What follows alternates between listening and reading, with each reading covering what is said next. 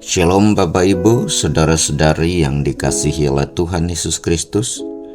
Pagi hari ini, Selasa 4 Juni 2024, saya Pendeta Daniel Selan bersama istri saya, Ibu Eliska, secara bergantian mengajak Bapak Ibu, Saudara-saudari untuk mengikuti renungan harian yang dikeluarkan oleh Sinode Gereja Kristen Ekumene di Indonesia dengan berpedoman pada pola pembacaan Alkitab 4M. Mari kita awali renungan kita pagi hari ini dengan berdoa. Bapa yang Maha Murah dan Maha Kasih, kami bersyukur kami bangun pagi dengan tubuh yang sehat dan segar. Kami percaya ini adalah bagian dari kasih karunia Tuhan yang dianugerahkan kepada kami untuk melakukan hal-hal yang benar, yang berkenan kepada Tuhan dan menjadi berkat bagi banyak orang. Karena itu kami mau merenungkan firman Tuhan, mohon Tuhan menolong supaya kami memahaminya dan sanggupkan kami untuk melakukannya. Dalam nama Tuhan Yesus Kristus kami berdoa. Amin. Bapak Ibu, Saudara-saudari, mari kita akan merenungkan firman Tuhan pagi hari ini dalam 2 Korintus 4 ayat 1b sampai dengan ayat 2 dengan tema tidak tawar hati. 2 Korintus 4 ayat 1b sampai dengan 2, demikian bunyi firman Tuhan. Karena itu kami tidak tawar hati, kami tidak menolak segala perbuatan tersembunyi yang melakukan, kami tidak berlaku licik dan tidak memalsukan firman Allah. Sebaliknya kami menyatakan kebenaran, dan dengan demikian kami menyerahkan diri kami untuk dipertimbangkan oleh semua orang di hadapan Allah. Amin.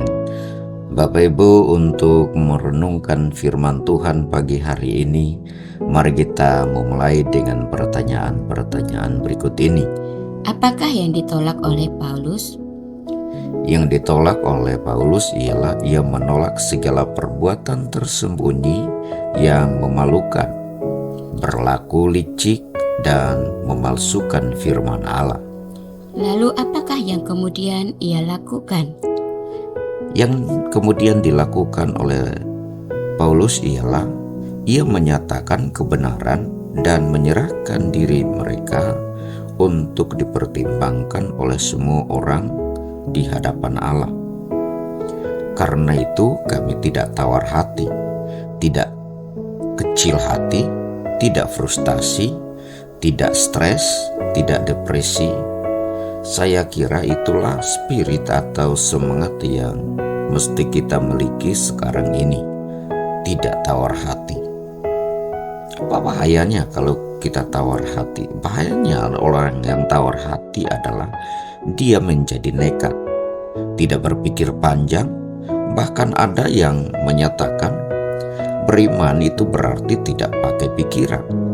Kita tahu cukup banyak orang Kristen yang memiliki tipe nekat ini, atau dia menjadi ekstrim, minder, defensif, mengurung diri, mengisolasi diri, pokoknya aman, menjadi lampu yang tertutup dengan gantang, garam yang tinggal tersembunyi di lemari dapur.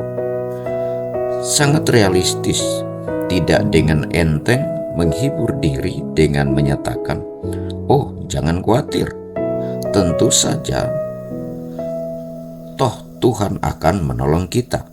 Tentu saja Tuhan Maha Penolong." Namun kebaikan Tuhan itu tidak boleh kita jadikan dalih untuk menutupi kemalasan kita dan kejahatan kita.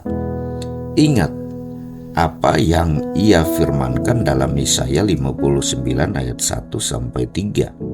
Jadi, jangan otomatiskan pertolongan Tuhan dan jangan salahkan Tuhan kalau seakan-akan ia tidak menolong.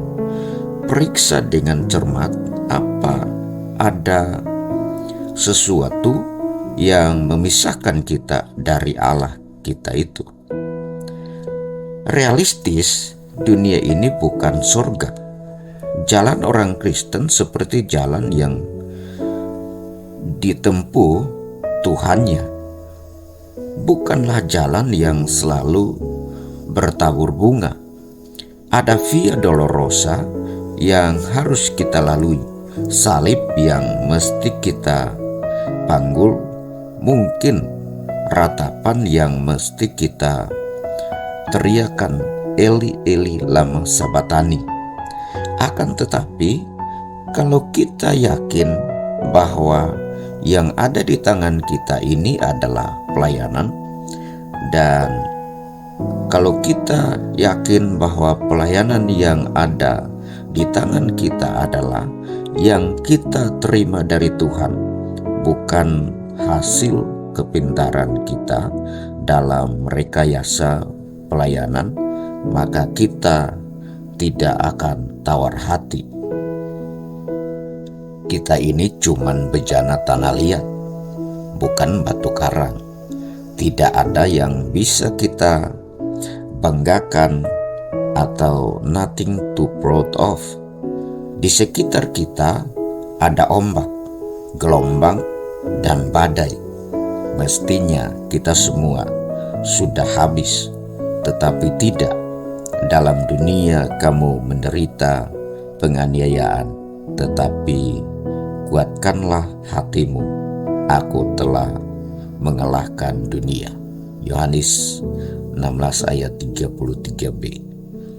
Saat sekelilingmu berkata mustahil dan semua terlihat tak mungkin, angkatlah wajahmu dan pandanglah Yesus. Daripadanya lah pertolongan kita. Amin.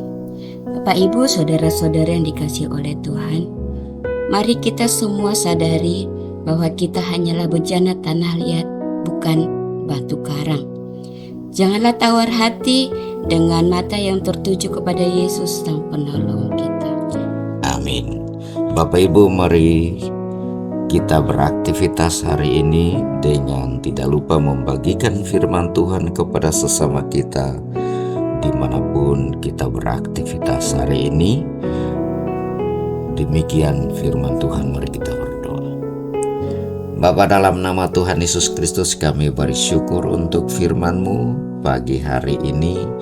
Kami mohon Tuhan menguatkan kami supaya kami sanggup melakukannya dan membagikannya kepada sesama kami. Di dalam nama Tuhan Yesus Kristus kami berdoa dan bersyukur untuk firman. Amin.